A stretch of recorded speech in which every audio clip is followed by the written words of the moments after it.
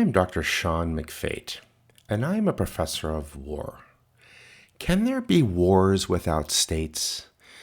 Today we will probe this question looking at warlordism in Africa.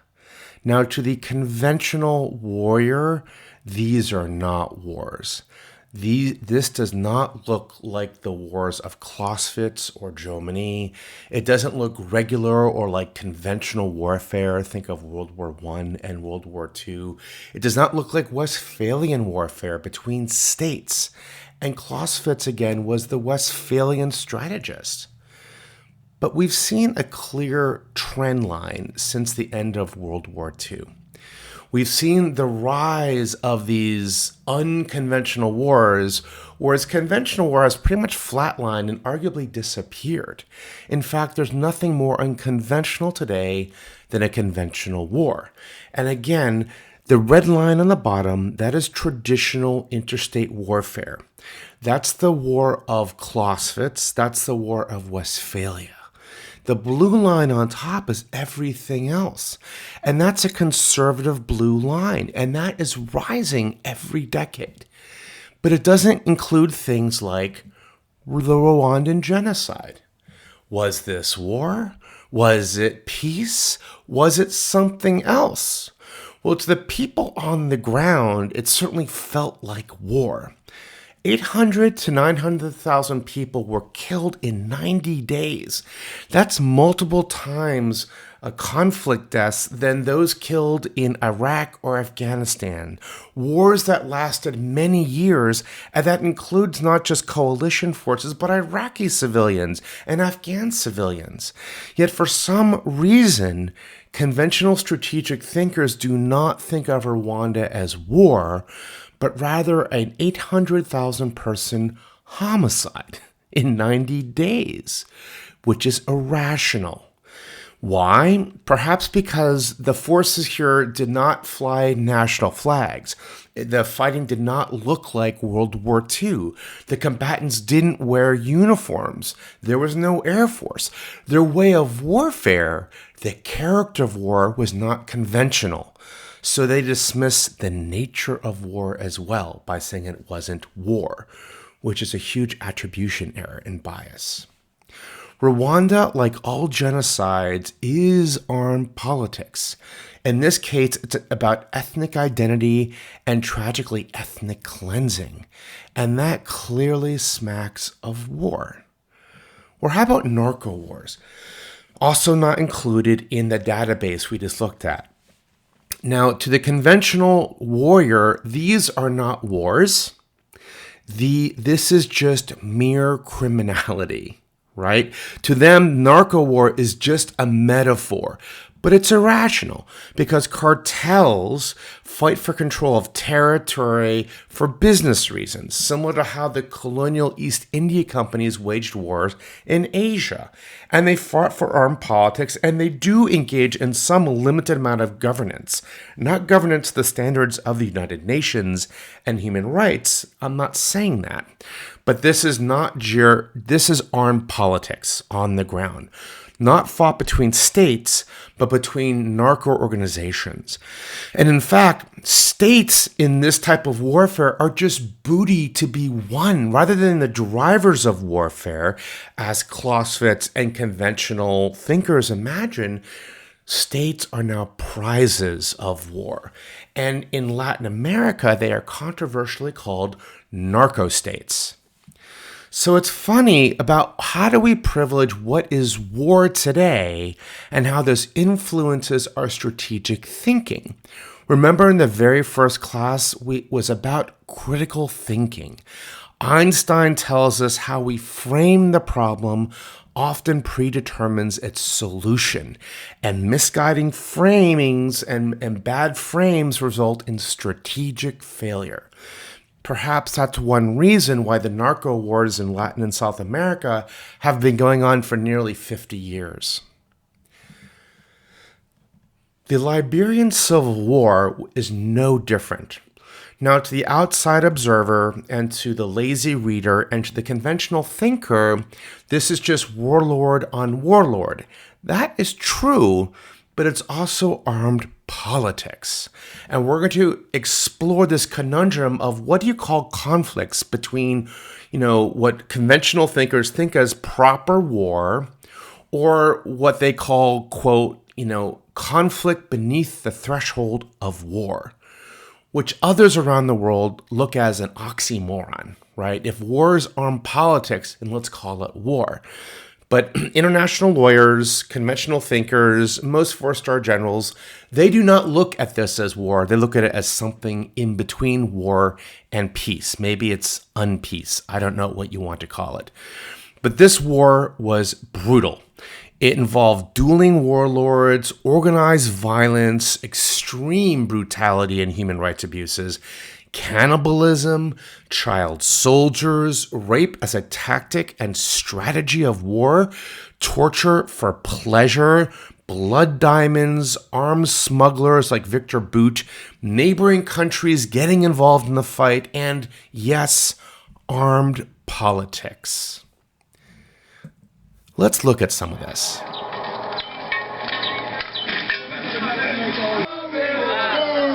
It feels quite strange to me. Me, at 17. We're going to die for the government and for the people. Okay. I'm eating a hat. It can help to make the protection strong when you eat your enemy, when you eat a hat. It will make that protection huge. I'm ready to eat.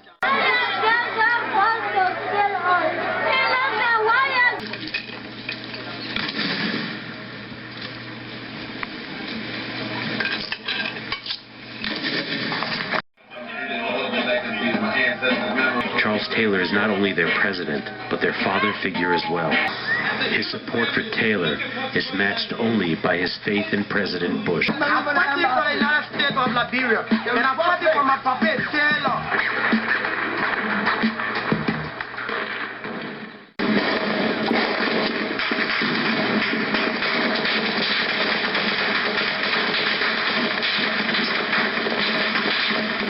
Jamaica, we can talk. Bush, I know you. You're a man of God. I look into your eyes. Did I not tell you you'll be the next president of the United States of America? Liberia. We're going to cover just the end of the war in 2003, not the entire 14-year conflict. But before we delve into Liberia, which is a typical conflict in many ways for West Africa, we're going to look at Africa as a whole.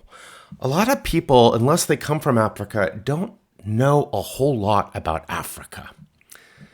First of all, Africa is a very large continent. It's the second largest continent after Asia. It is so large that you could fit 3 United States of America into it. In fact, you could put a lot of United States, Asia, and Europe into Africa. It's that big.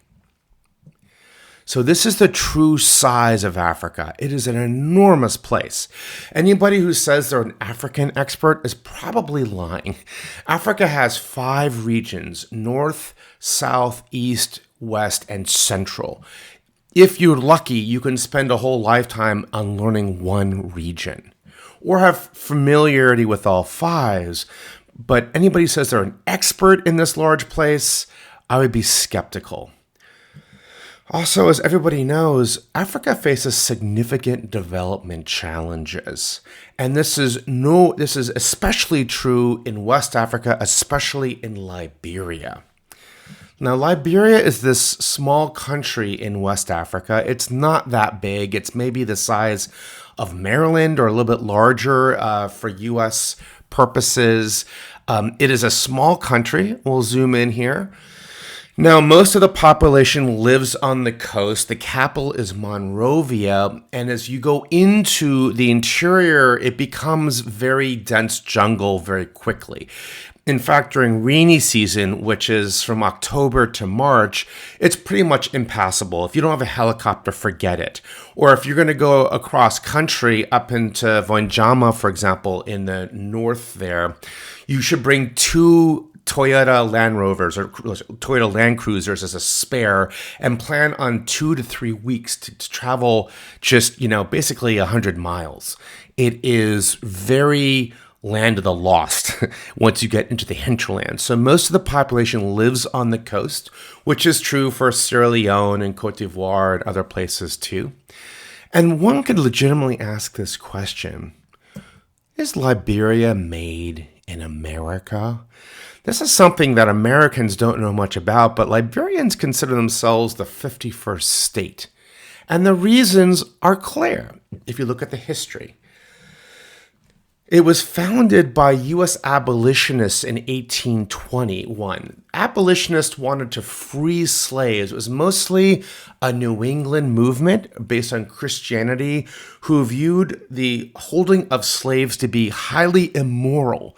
And in the early abolitionist movement in the 1810s and 20s and so forth, they wanted to create a free nation in Africa where they could take freed slaves from North America, transport them back into Africa where they could live free lives. And they called this new territory Liberia. The root of that is Latin. It comes from the word freedom.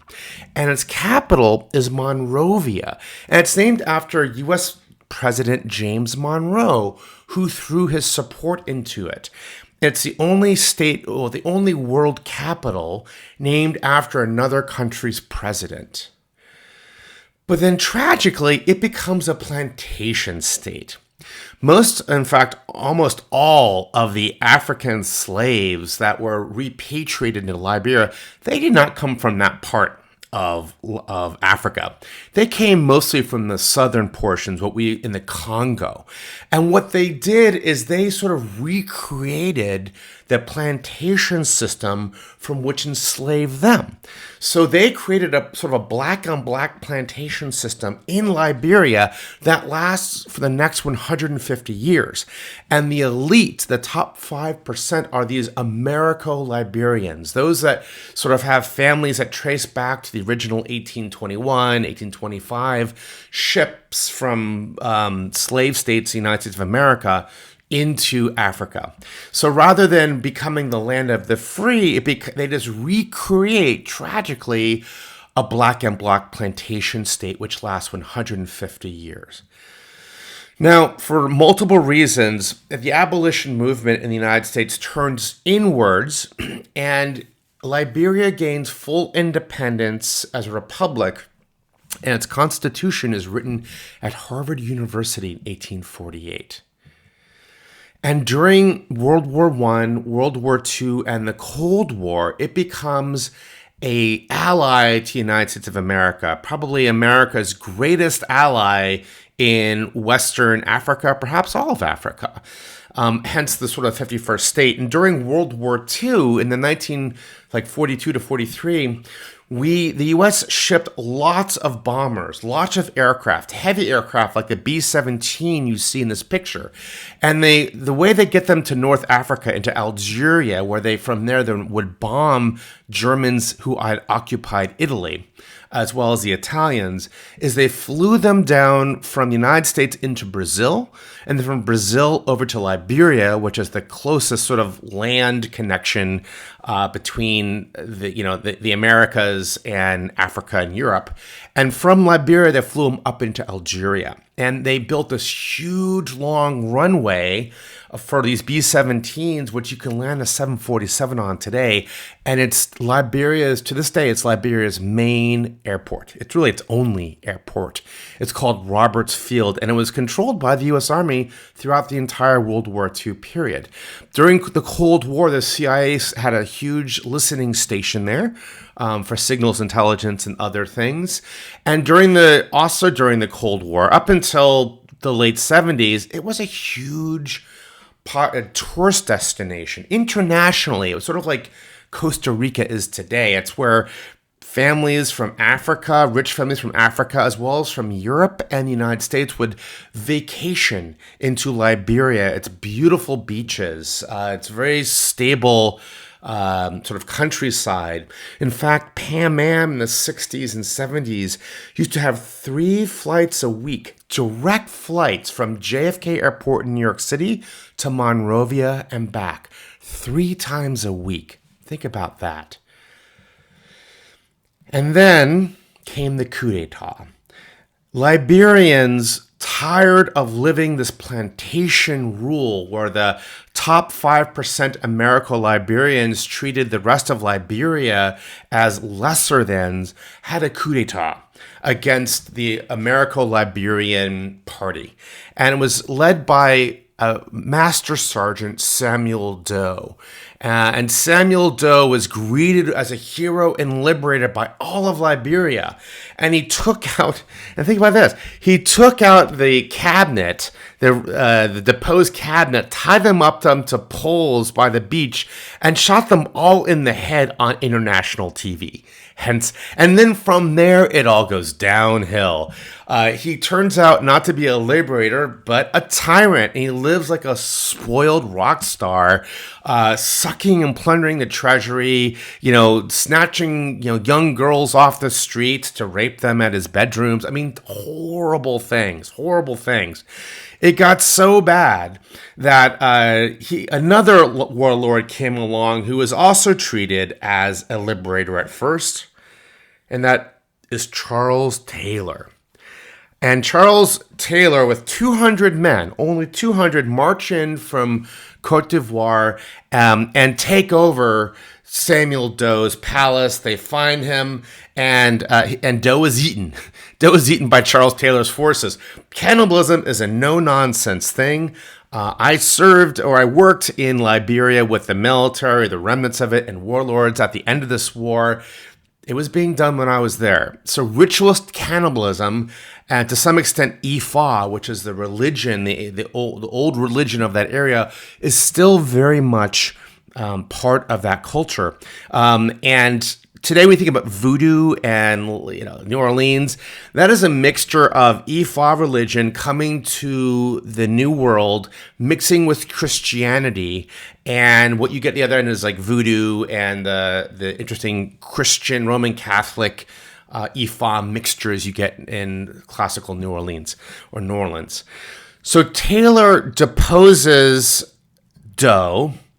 And then there's a huge war, sometimes called the First Liberian Civil War, between warlords, just between warlords. And in 1998, Taylor runs for president. So the international community, it's this typical international community thing. It's like, if we have elections, it'll turn into democracy. Not really realizing, of course, that elections are the beginning of democracy and not the end of democracy.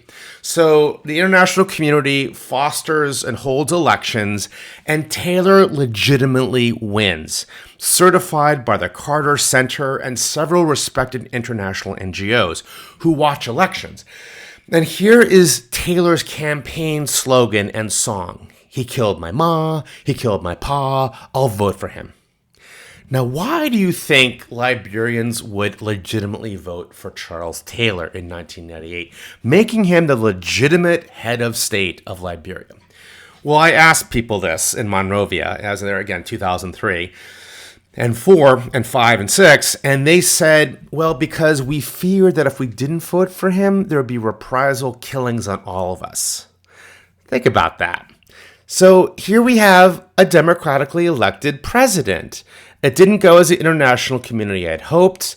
I think the international community was fairly short-sighted in what they mean by democracy promotion. As is said in the great movie Princess Bride, that word does not mean what you think it means. And this then followed by nasty civil wars. Charles Taylor also gets involved in mixing up civil wars in his neighborhoods, for example, by supporting the RUF in Sierra Leone to extract diamonds from Sierra Leone so he could buy weapons, small arms from Victor Bout, a notorious Ukrainian arms smuggler.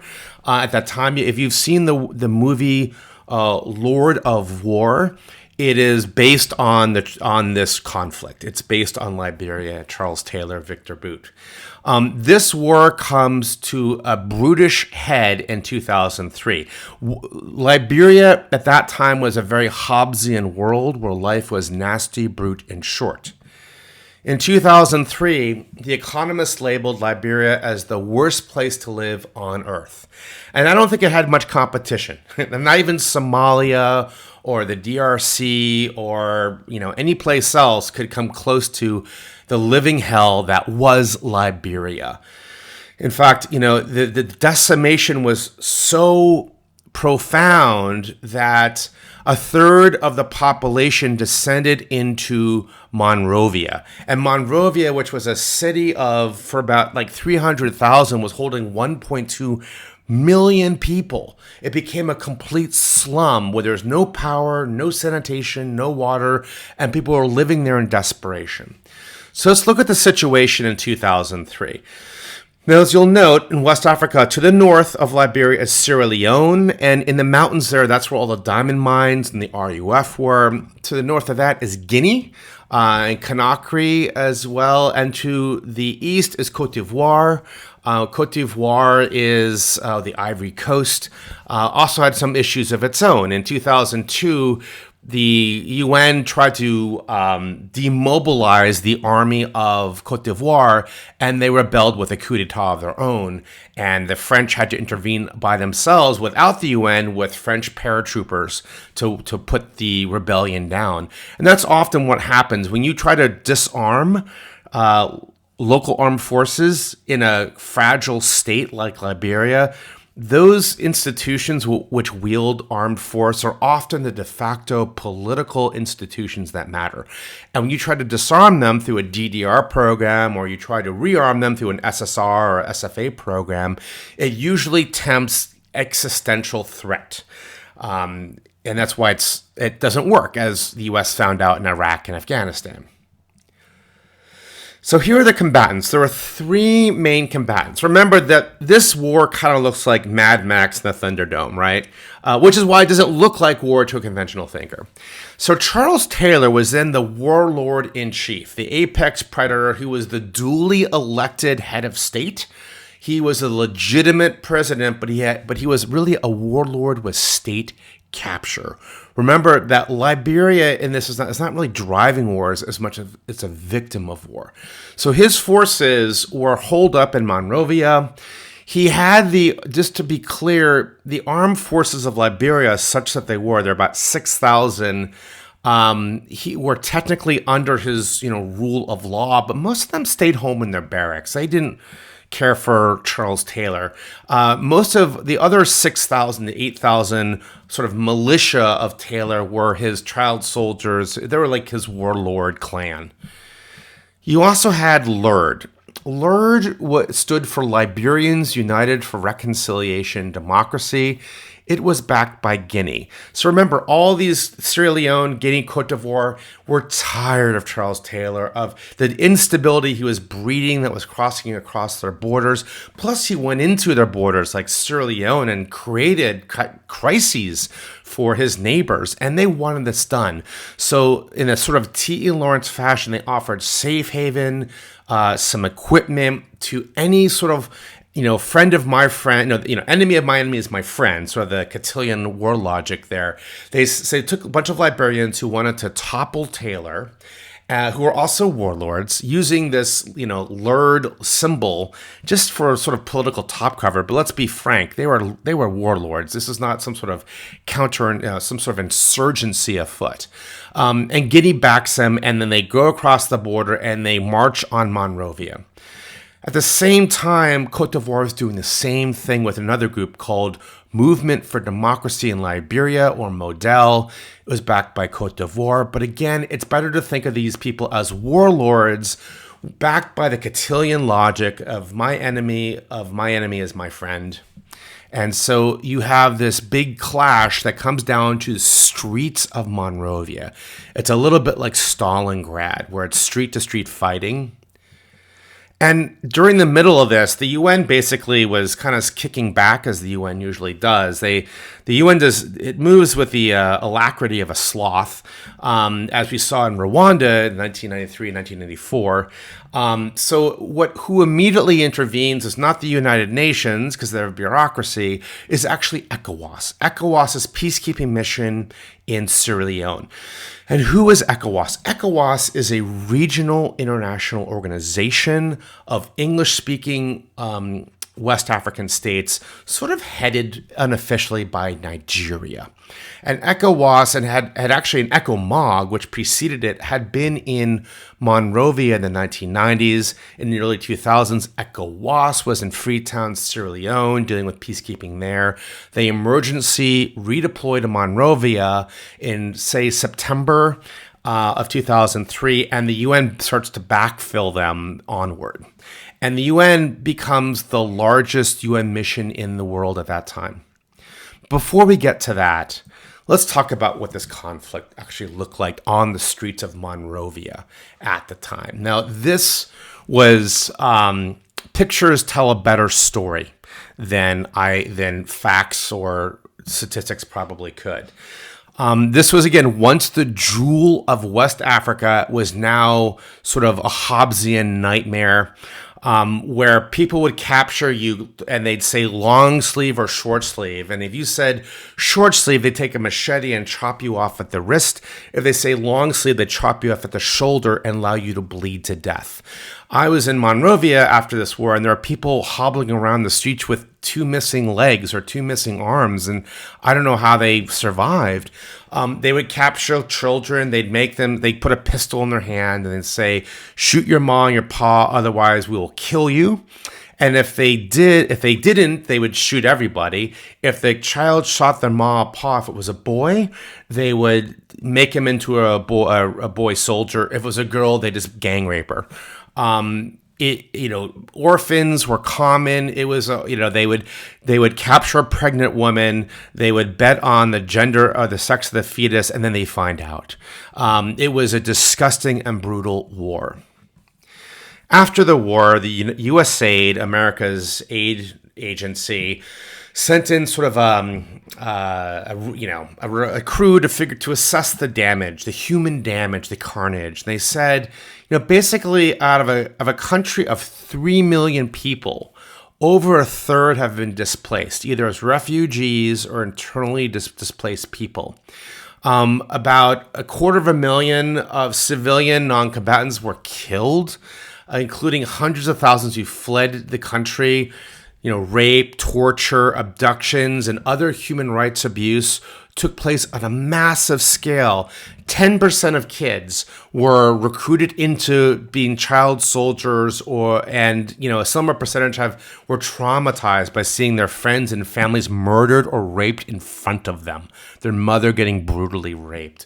It was horrific. And rape, like I said, rape was a tactic and strategy of this war as a way to, not just as sort of animalistic and cruel behavior, and it was cruel. Men would use sand. They did it as a way to break up society, to break up the family units. I mean, when all else fails, if there's no rule of law, no government, the next thing you want to eat up or destroy are family units, and rape does that. Another way of telling this tale was the massive amounts of orphans, war orphans.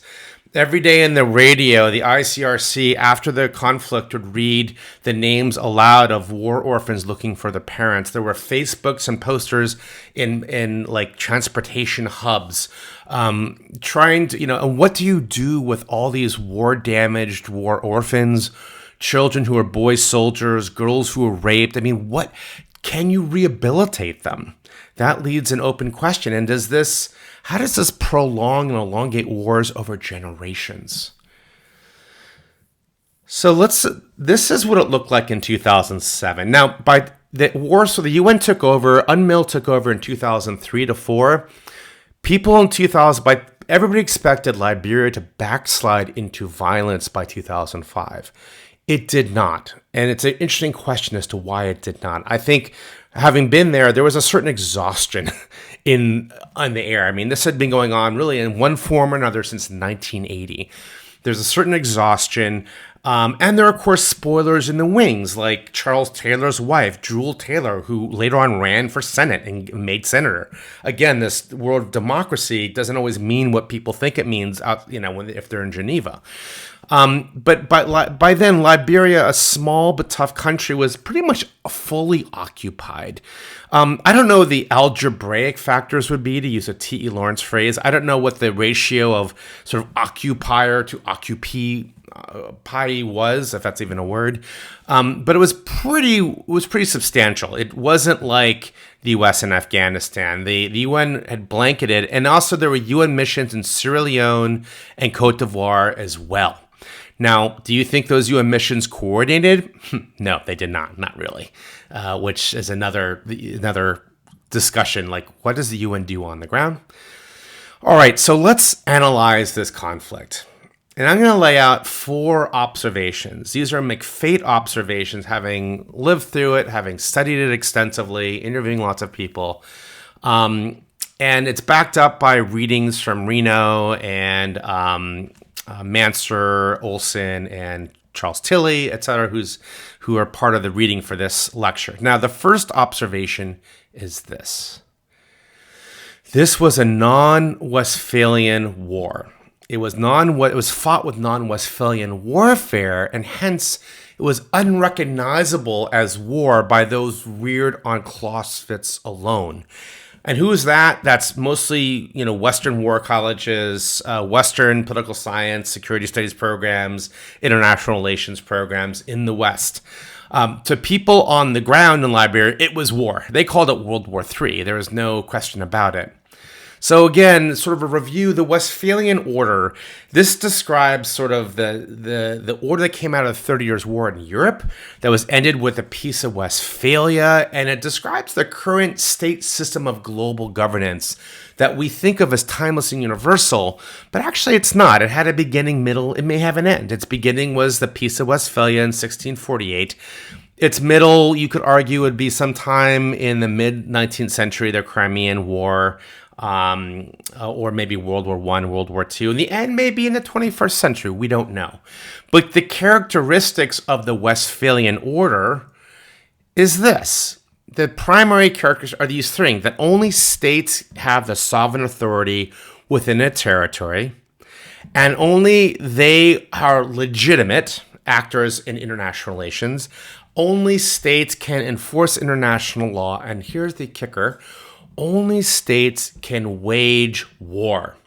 If you see non-states doing it, it's just criminality. It's not war, which is a significant bias without much evidence. Now, those who are reared on this, which is, say, the United States of America and the UN to a large extent, Westphalian way of warfare is regular warfare. That's why we have normative language like regular or conventional to describe it. And this is the warfare that Clausewitz and Jomini describe, with former militaries abiding by certain norms, a state-on-state warfare. There are no non-state actors in Jomini or Clausewitz's ideas at all, or theories at all. There's no, this is where they depart from, say, Mao or Sun Tzu or others. They are strictly state-centric warriors, and they mean specifically European states that kind of became universalized in the age of colonialism and expansion, where, their colonies sort of absorbed the biases of Westphalia. But here's the big but for this war. In Liberia, where were the states? They were nowhere. They were AWOL. So the strategic context is not a strong state like Germany or Clausewitz think of. There's no Prussia versus Napoleon. It was a failed state. It was a failed state. And the belligerents were not state actors like, Napoleon or whomever, or Patton or whom. The belligerents were non-state actors. They were warlords. And they were not saved by strong states or colonial powers who came in. They were saved by other non-state actors like the United Nations and NGOs. Where were the states? Where were their militaries under the UN's command? Now, there are some might say that the state response was baked in to the UN response, that the UN represents the collective will.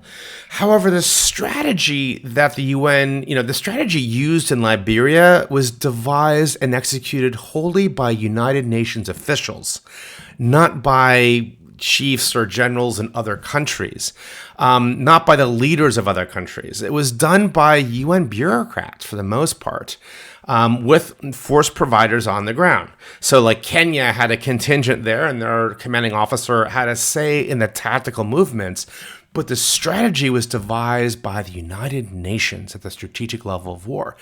And the other countries who lent their militaries to the UN let them do with, generally speaking, what the UN wanted to do with them. In military parlance, these military units were OPCON to the UN. And in this way, the UN was more than just the voice of international will. It was the decider, if you will, on the matters at hand in Liberia. The UN was the strategic commander in the response to the situation on the ground in 2003 and beyond.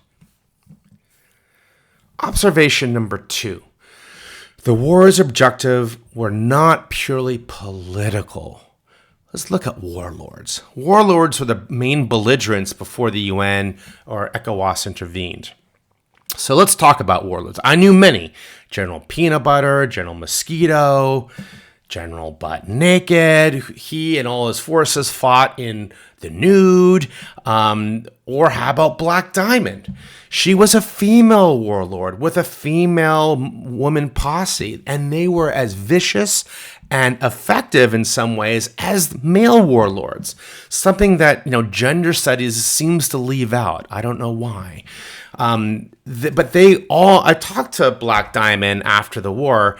By the way, she had a love affair during the war, and she had a baby that everybody called Little Diamond. We don't know who the father is. But this gang all formed, I call them a gang, call them a militia, call them a fighting force, whatever you want to call them. These women were all brutally gang raped. Remember how we talked about how rape was a tactic and strategy of this war, which is not unique to Liberia.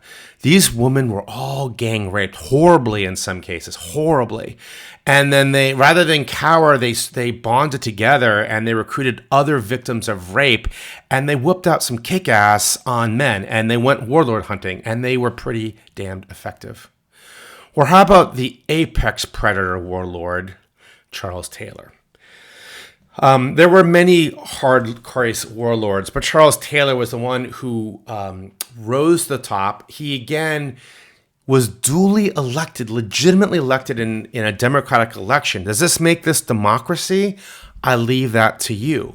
People voted for him because they feared the consequences of what would happen if they didn't. And when he was head of state, he basically looted Liberia. Liberia was a prize to be won and a prize to be looted, and boy, did he ever. But he also had a UN vote. He could engage in formal diplomacy. He was seen as de facto legitimate by other states, even though they held their nose the entire time. So he enjoyed many of the privileges of his state. Yet he was also, in many ways, a warlord and behaved as such. Did he care about the people of Liberia? Of course not. Of course not. He plundered Liberia's treasury and ran the country like the Lord of the Flies. Now, there were many warlords, too many to name, and I work with many of them. Here, at the end of the war, the warlords who were the sort of delegate of Model was a guy called General Payne, and another guy was Cobra, who was very feared with his child soldiers. His real name was Aliyu Sharif, and not affiliated with Al Qaeda or anything. I mean, don't make the mistake that everybody who may be Muslim works for Al Qaeda or ISIS. Certain think tanks in DC like to do that a little too much. The idea here is that when you're dealing with post-conflict, you have to deal with the players on the ground who have political power. And the people on the ground of political power are not the NGOs. It's not who Geneva wants to say is in charge. It's the people with the guns, right? It's the people who, as Mao says, political power comes out of the barrel of a gun. And it's very true. At least it was in the case of Liberia. So part of my job was to work with them about, can we, how do we put Liberia back together? And I was there as a facilitating actor and working alongside with some of them or against them, trying to convince many warlords to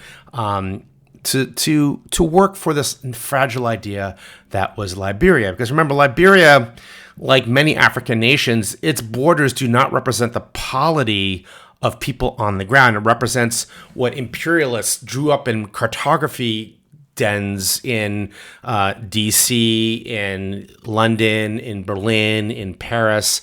In fact, the place that we think of Liberia was home to at least 16 unique ethnicities who didn't think of themselves at all as being in the same country. Just exterior people came, put a boundary around them and say, hey, now you are Liberians, be free, do good things, and of course you work for us now. So what do warlords want? This could be a great self-help book for some people.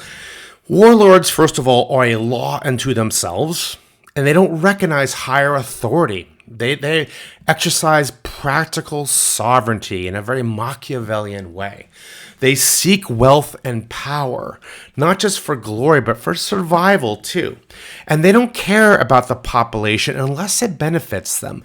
And here, William Reno, who's some of you should read as part of the reading here, he's absolutely correct that warlords are in some ways armed politicians because they don't do things solo. They have an entourage of tribal back support or something, a patronage system that they got to feed. They've also got to win over enough other local Liberians to maintain enough stability so they can continue to rule. They have to engage in some retail politics. Now, granted, some of it is by coercion, and some of it is, it would be human rights violation, but they engage in it. These are not just simply, warlords with, a chain of ears around their necks. So warlords are, and they're expected actually after the war, they're expected to go into politics in the government of Liberia and basically cut off budget. So if you were the Minister of Defense, you were expected, never even Liberia knew this because this corruption makes Afghanistan look pretty tame. You were expected to take 20% or so of the MOD budget and give it to your tribe or your patron system. And they even had a verb for this in Liberia called chopping. But the main point is this, is don't think of these warlords or narco lords. Don't think of them as independent brutes. Think of them as heads of mafia clans, like Don Corleone or Pablo Escobar running a sort of multinational corporation through violence. Charles Taylor was doing very similar things, as were others too.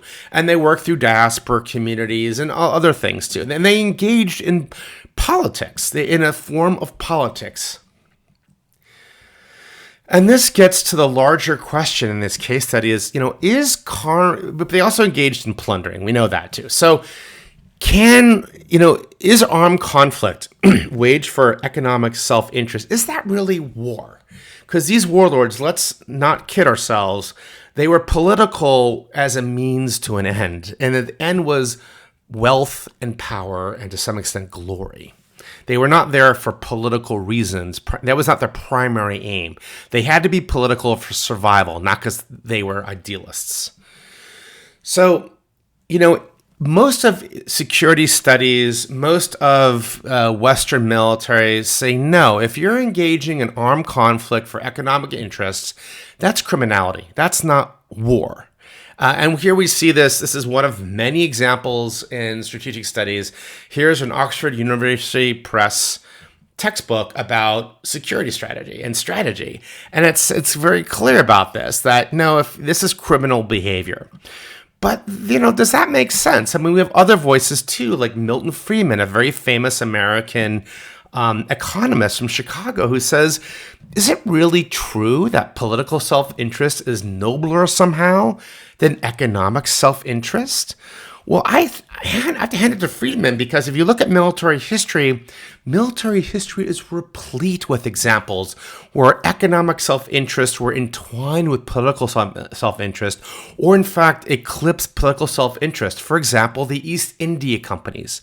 Think about all the wars the British East India Company waged in the name of markets for the Crown of England. I mean, the British East India Company shows for a fact that warfare is both economic and political. It's not just political. And those who do it for plunder or to find new markets, as the East India Companies did, those were wars. And if you don't believe me, talk to people on the ground who live there. Read the journals on all sides of these conflicts, and everybody, including the East India officers, would say, yeah, it's war. They were waging war. Or the German mercenaries in the American Revolutionary War. Now, it was very common practice in the 17th and 18th century to go to the Holy Roman Empire, these Germanic princes, like states like Hesse and Kassel, and you'd rent regiments for wherever war you want to fight. King George III did this in 1777, doubling the size of his army from 30,000 to 60,000, using these German mercenaries. Now, these mercenaries in these German states, they had zero interest politically in the New World. They never had any interest in the New World. They did it for profit. And unfortunately, for the actual individual mercenary, they didn't see any extra money. They were just sent off to United States of America to fight this war against these rebels. The princes pocketed everything. In some ways, sort of like what Wall Street does today with free trade. A lot of the benefits of Wall Street that are free trade benefits get gobbled up by the so-called 1%. It was no different in the 18th century. And this practice was normal, this type of mercenary practice where whole regiments were loaned out by the individual soldiers just for wages. And it had many names. At that day, it was called the Soldatenhandel, which means the soldier trade, the Menschenhandel, which means trade in human beings, the Menschenverkauf, which means sale of human beings, or the macabre Seelenverkauf, sale of souls. The point is that political and economic interests have always been entwined in military history. This idea today that somehow there's a separation is ahistorical and frankly, lazy history by political scientists. In fact, and this is true of warlords in Africa, it's true of narcos in Latin America, and it's even true today with China. Look at One Belt, One Road initiative. Is this simply an economic policy to find new markets for Chinese good? Or is it a national security policy to extend Chinese interests and influence abroad? It's both. It's both. Anybody who looks at Belt Road Initiative as purely an economic strategy really are only picking up half of this strategy. And some people even call this debt trap diplomacy. So remember, warlords, their ends are mostly material, but that does not make it not war. Wars can be fought for many reasons, including economics ones. Let's look at warlord ways. Well, they like to monopolize the force to impose their will. Is this the same as the rule of law, which states engaged in? Not in our lifetime, but at some point they certainly did, right? Also, they engage in wealth through rent extraction. For example, racketeering, extortion, theft. Is this just a less polished way of doing taxes, which is how the warlords view them? They're taxes, protection money, whatever you want to call them. States engage in this, do they not? Taxes. Also, warlords are not that political unless it supports their rent extraction. Is this the same as some politicians around the world? I mean, how much you've seen it? Politicians around the world, not every politician is an idol. Some politicians are trying to loot the state treasury, try to get rich. And this is also true of the United States of America. I mean, how many congressmen do you know or congresswomen enter Congress pretty poor, but enter as millionaires on a congressman's salary. Funny that. Another way to think about this is Mansur Olson, who's a political scientist. He has this thing called the roving bandit versus stationary bandit. And this is about sort of how did states formulate? What's the genesis of states? And he says, all states, all states were basically in a Hobbesian world, and they were looters. They were bandits. And they had to rove from place to place to seize the fruits of the labors of other people. And that's how they lived, as predators and as parasites. But this was exhausting. Always being on horseback, you got saddle sores. But wouldn't it be much more convenient to sort of be stationary and loot in place and have grandchildren and see your grandchildren? But to do this, you had to engage in some governance, because you couldn't, if you were like the parasite, you couldn't suck the host dry. You have to engage in some degree of governance to keep the host alive, some degree of public services, justice administration. And from this, we get states. And this also is true of much earlier of a military sociologist called Charles Tilley, or Chuck Tilley, who described the formation of states as a security racket. And it's true in many ways. If you look at the Middle Ages, most of aristocratic families got their start as warlords. But, Europeans don't want to think of themselves as, history of Habsburgs are warlords. They instead use euphemisms like they're feudal warlords or feudal lords. But in some ways, how different were the warlords of East Anglia in 800 AD from some of the warlords we see in West Africa? I would submit not a whole lot. Not a whole lot. So think about this. What do we privilege as war? And are we ignorant to our own history and the biases that stem from such ignorance? So here's Warlords Strategy: wealth and power. Their ways: organized violence, where they prey on the population for rent extraction, but they can't kill the population, although some of them look like they do, they try to do. They use intimidation, extortion, racketeering, terrorism, everything. They also engage in local retail politics, sort of bribe their patronage systems for support, to bribe hostile populations to their side.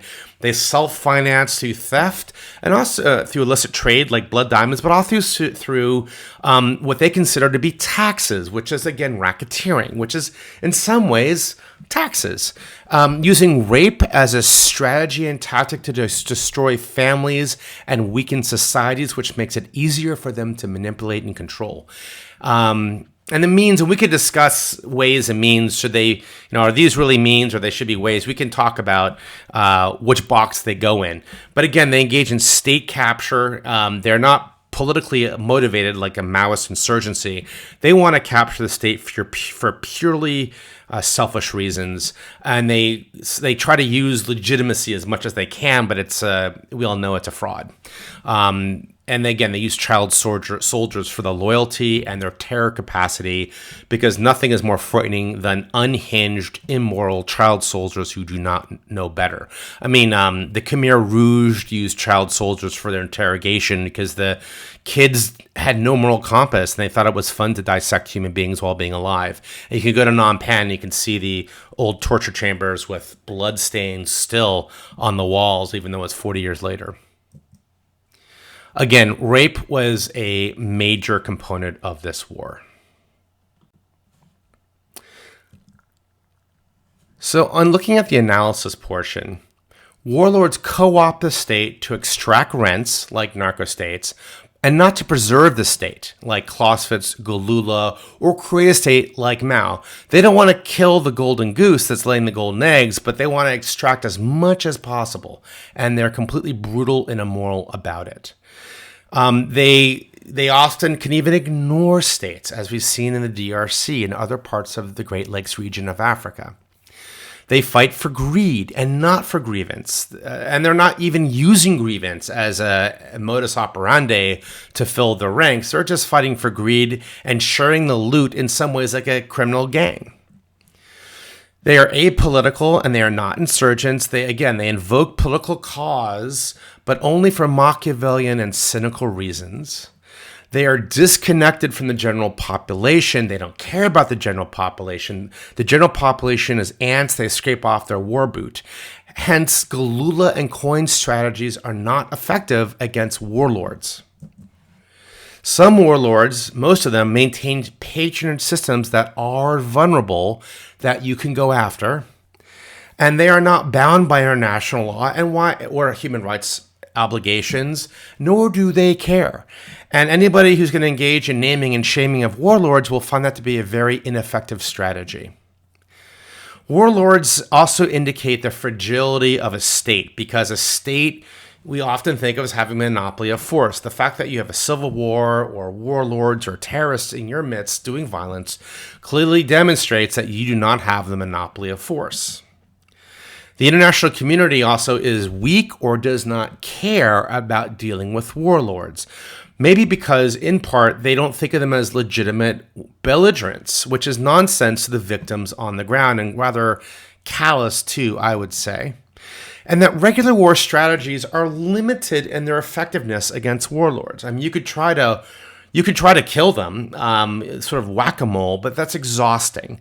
And because, because populations here are not necessarily ideologically motivated, they can be motivated by revenge. Like if your cousin gets innocently killed in a wedding, you may decide to join a warlord group. The same way, Black Diamond formed her own warlord group based on survivors of rape.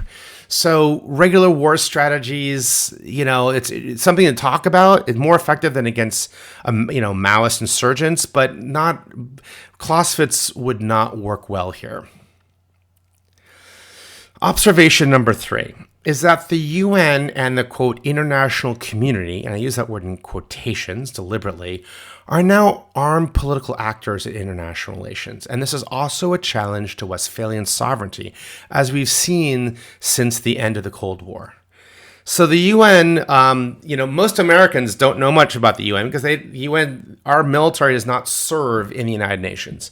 After Somalia experience in 1993, the United States was like, no more. But most international militaries, many of them do. And something that American officers forget is that this is a global shared experience that America knows very little about. And maybe that's for the best. Maybe it's not. So here's where peacekeeping operations are today. This map's a little bit old, but it gets the job done.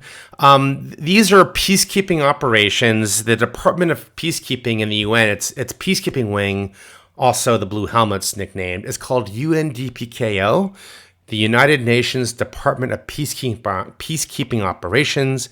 It's headquartered in New York City in the main UN building. And again, U.S. troops do not contribute to UN peacekeeping operations. Liberia is still, I believe, a mission. It was supposed to last just for 3 or 4 years, but like all these missions, it has lasted years over.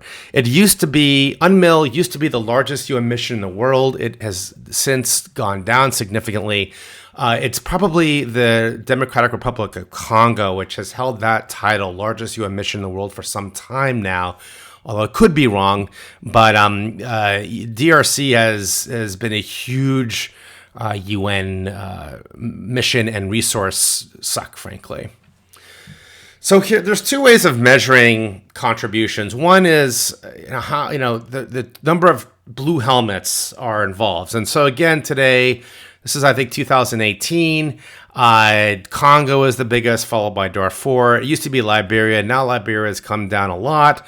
But not really if you think about the fact that it was only supposed to be about 5 years. It was supposed to wind down in 2008, 2009.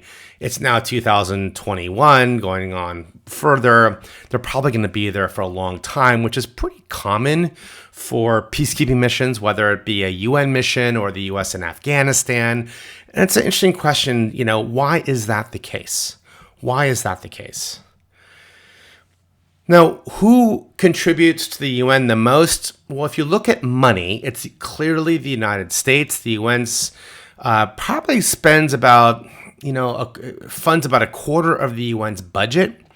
And most of the states combined give about less than 1%. These are the big contributors in terms of money to the United Nations. This causes problems with the United States because the United States feels like, well, we're paying for the United Nations. Why isn't it really backing us? Why is it not doing what we ask it to do? And this is a complete waste of money. And they think, and many people in the United States think that the United Nations is the cabal of small states. But many small states, I'm using small in quotations, say that, look, the UN just serves at the pleasure of the G5 or the P5. United States, Russia, China, UK, France. I mean, that's the UN is just a tool of the big states. That's all it is. So here we have Venn diagrams that do not intersect. Both powerful states and quote unquote smaller states feel that the UN is exploited by the other. Now, if you look at actually contribution another way, by who puts more blood on the table, who has more skin in the game in terms of soldiers, peacekeepers, it's different. Ethiopia, Bangladesh, Rwanda, India, Pakistan, Nepal. These are the big countries in terms of contributions for blue helmets. The United States is not even on this list. Going back to Somalia, the Black Hawk Down incident of early 1990s. Now, the UN has changed its role. The UN is not the UN you may have read about in old textbooks. During the Cold War, the UN saw itself as a negotiation platform, in a sort of a neoliberal way for countries to talk out their differences before it goes to war. So there's no sort of rush into war like World War I. But after the Berlin Wall fell down, the United Nations changed its role. It saw itself as no longer just a platform between states, but as a real political player in its own right in international relations. In fact, it saw itself as the number one defender of human rights norms and international law. And this is kind of significant because it no longer sees sovereignty in the way of Westphalia, where each state, it controls a territory and everything in that territory, and that state's authority is absolute. That's Westphalian sovereignty. The new United Nations views it as, nope, it's our job to police states who are not taking care of their citizens by obeying human rights norms and international law, by the way, which we help foster. And so the UN goes from platform between states into policeman. And this changes the UN's ends, ways, and means significantly. Now, this might sound weird to you about the UN. Don't take my word for it. This was the UN Secretary of General Boutros Ghali just after the Berlin Wall fell down. The next 2 years or so, he says a new vision for the United Nations. He says the UN must never again be crippled as it was in the era that has now passed. What this means is the UN should no longer just be a side player, a platform between powerful states, that it needs to flex its own muscle in the name of human rights and international law as they see it. And this becomes the new UN ends to some extent. So again, the UN is no longer a mediator, but a strong global political actor for world peace and order. And we see how this changes in UN ways. So in peacekeeping operations, UNDPKO, let's put it up this way. This is from a UNDPKO textbook. You have pre-conflict actions, right? That's called conflict prevention. You have things you do in conflict, and you have post-conflict actions.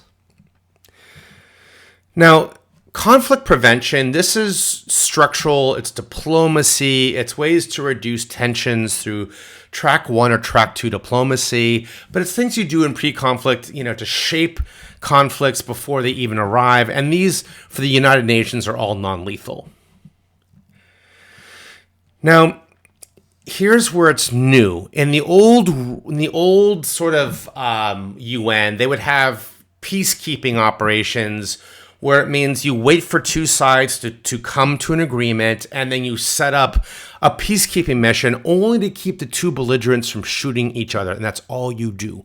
These older missions are like the UN mission on Cyprus, the UN mission in Western Sahara, and other old missions. They are not doing nation building, or they are just there as a wedge between belligerents to keep a peace. In this new UN era, they want to do peacemaking and even worse, peace enforcement, which is to preserve the peace and to maintain it, but actually use coercive measures. We'll talk about something called Chapter 7 Armed Interventions, Chapter 7.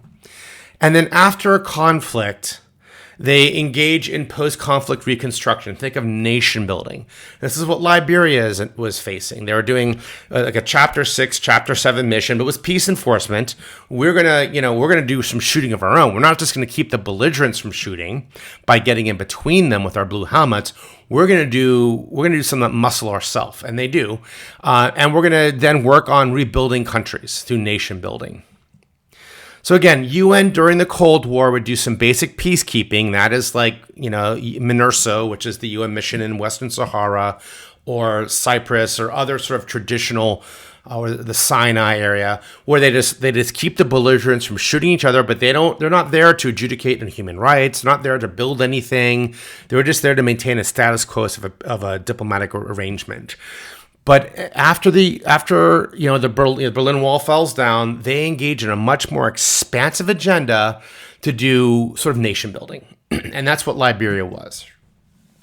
And the limit of this was in 2013, where the United Nations had a peace enforcement brigade that went on the offensive, because most UN peacekeeping or peace enforcement is mostly defensive. They have like a quick reaction force to put down a riot or an armed insurrection if it occurs, but they're not going out there and hunting down warlords and killing them. In 2013, they tried this and they were largely successful, but it was highly controversial in the United Nations. It was highly controversial in international relations. They have since walked back from this idea. And again, it's highly controversial, with people saying they should and other people saying they shouldn't. Now, how did the UN justify this change? I mean, in some ways, this is sort of like, what's the UN's jihad? What's their justification for war? Well, in the old UN, in the charter, the old UN charter, or the current UN charter, really served Westphalian sovereignty, where it respects states as sovereign territories, as absolute authorities within their own territory. But in Article 2 from the UN Charter, in subsection 7, it talks about this loophole called Chapter 7. And later on, if you go down into Chapter 7, which is further down into the UN Charter, it says basically when states, fail to live up to the expectations, I guess, of the social contract, it's one way of looking at it, the P5, the UN Security Council, can agree to do a non-permissive armed intervention that violates Western sovereignty. And these are called Chapter 7 missions today. Okay, Chapter 7 missions were very rare during the Cold War. Today, that's mostly what UN peacekeeping missions are. They're Chapter 7, or they say Chapter 6, or they joke 6.5, so it looks like it's not Chapter 7, but on the ground they behave like Chapter 7.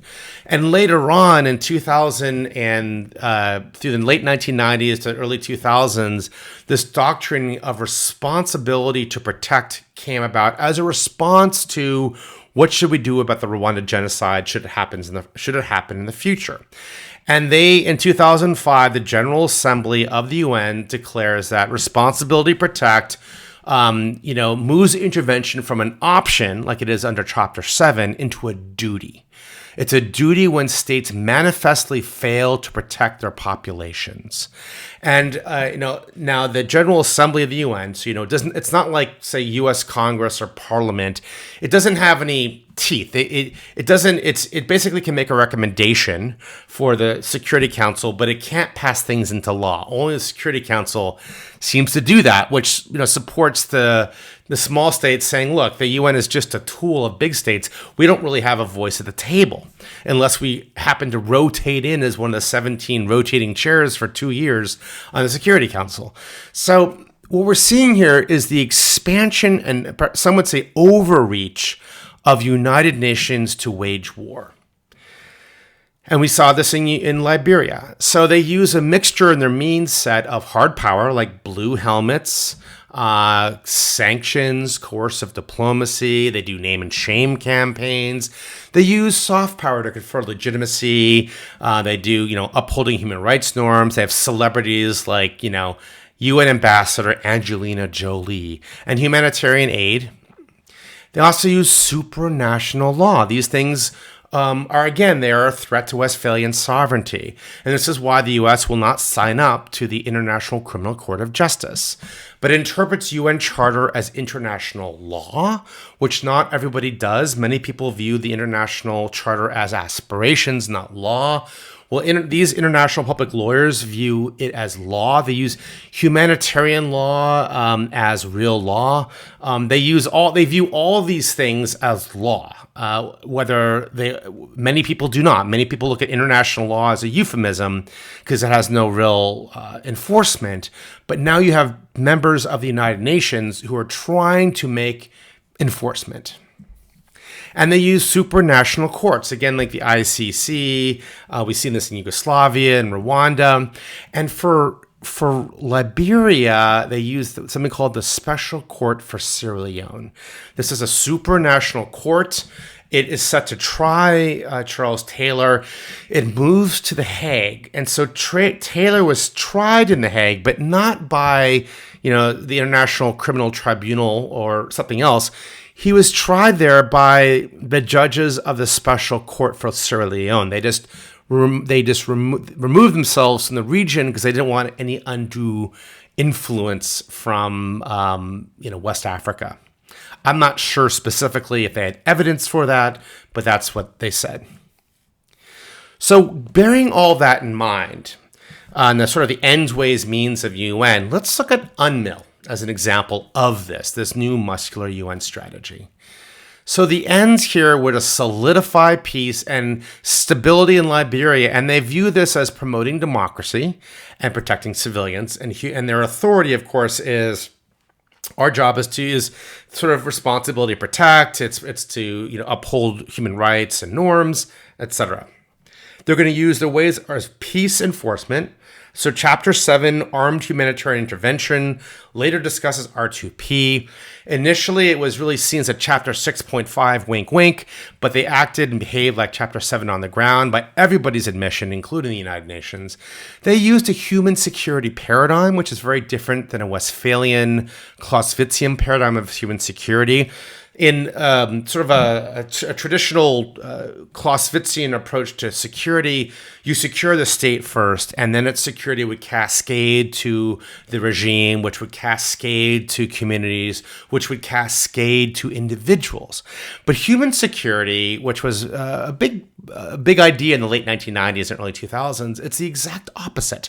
You secure the individual first, and that security cascades up to the community. And once the community is secure, it cascades up to the regime. And once the regime is secure, then it cascades up to the state. And so human security, it's different because it sees the interlinkage of development and security combined. It's not like Clausewitz or Germany, where you wipe out the enemy's security and then you deal about development. In fact, Germany and Clausewitz completely ignore what happens after war. But that's traditionally how it's viewed in Western militaries. We take down the enemy, and then you start building society, as we did in Germany and Japan in 1946. And again, the UN and NGOs, they wield legitimacy in international relations. They engage in name and shame campaigns, and they use supranational laws, international laws, this idea of transitional justice. So they set up a Truth and Reconciliation Committee, and they tried then the first woman president in Africa. Her name was President Ellen Sirleaf Johnson. She was Americo-Liberian heritage. She was elected freely and fairly in 2005. She became an international sensation. Oprah Winfrey loved her. Samantha Power, the New York Times. She became an international darling because she had spent her 20 years in exile working for human rights organizations. But what none of these people knew about, what everybody in Liberia knew about, they all hated her, was because she was Charles Taylor's bagman. She handled his money until she got crosswise with Taylor and fled Liberia. That's why she left Liberia. She has bloody hands. And she's also American Liberian. She's part of the elite class who sees, who most Liberians look at like former overlords. And sure enough, the Truth and Reconciliation Committee found her guilty of war crimes. Not a surprise to anybody in Liberia, but the United States and others were shocked, and they basically overlooked it. Sometimes it's better to overlook an inconvenient truth than face a hard reality. And to this day, people still do. But to Liberians, she's no hero. Okay, so what are the means of this UNMIL strategy? Well, their means were armed forces, the UN armed forces. Remember that map of all the UN flooding Liberia? Also, the social services. It was a republic of NGOs. Liberia, and to this day, is it like a parasite deliberately sucking on the global largesse of NGOs, international aid, and the United Nations? You could say yes, that they're not incentivized to actually form strong institutions. They've grown into a nice and comfortable dependency on the international community, and the international community seems to be just fine with that. And they're going to arrest human rights violators, but this is difficult. How do you do post-conflict criminal justice in a war zone? Can you do that with U.S. troops in Iraq or Afghanistan? Think about it in the context of Liberia. The UN comes down and says, we're going to try you. And so this is still a very difficult thing to do. Some would say impossible, and others would say it's a very bad idea. All it does is stir up memories that people have tried to repress, and maybe that's a good thing. And there's lots of evidence of this in Rwanda, South Africa, Peru, other parts of Latin America, Colombia.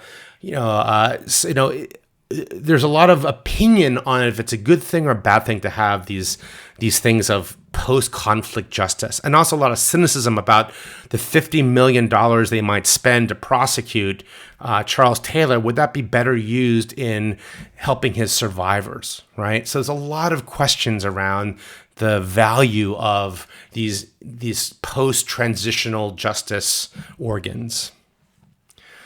So what is UN victory? Well, I think it's good to go back to one of the greatest UN secretaries generals of all time. I'll just call him Dag Hammarskjöld, I suppose is how you pronounce his last name. He said that the UN was not created to take mankind to heaven, but to save humanity from hell. And we have to be humble about what the UN, its mission should be, and what its expectations should be. And I think that's fair. So Liberia today, is this a strategic victory? And if so, for whom? It's no longer the world's worst place to live. It's no longer at war. It has risen on, an all state strength indices, no matter which ones you look at. But it's still fragile. It's still dependent on the international community for life support. It's still dangerous. It can relapse into violence. And the UNMIL is still in Liberia. And it's been there for nearly 20 years. So is this victory? Is it not? I'll leave it to you. Right? How successful? You can make an argument that the UN also was essential. Or you can make the argument as that it has been ineffective, not just in Liberia, but across much of the world. I leave that for you to think about. So in closing, this is an interesting case study because it really tests the plasticity of war today. Is this war? Why or why not? What gets privileged as war, and does this make sense in global international relations today? Can there be wars without states? Is there such a thing as post-Westphalian warfare? If so, what does it look like? If not, why not? Do warlords use strategy, or are they reactionary brutes? Is peace enforcement like the UN, was that a war strategy? Also, in these contexts, what is security? What is victory? Did anybody win? Can you explain yes or no and why? How relevant are the ideas of Clausewitz and Jomini and others to this type of warfare or this type of criminality, depending on how you look at it? And does this case suggest anything about the future of war? This may be the world we're going into in the 21st century, less like World War II and more like Hezbollah 2006 or Liberia 2003. You feel free to read more about this analysis and how to fight in these types of wars and win in my book, The New Rules of War. If you have any questions, please, you can email me at my personal email address, inquire@seanmcfate.net, seanmcfate.com. You can check out my website at seanmcfate.com. It's been a pleasure. I hope it's been a valuable use of your time. This is Dr. Sean McFate, out.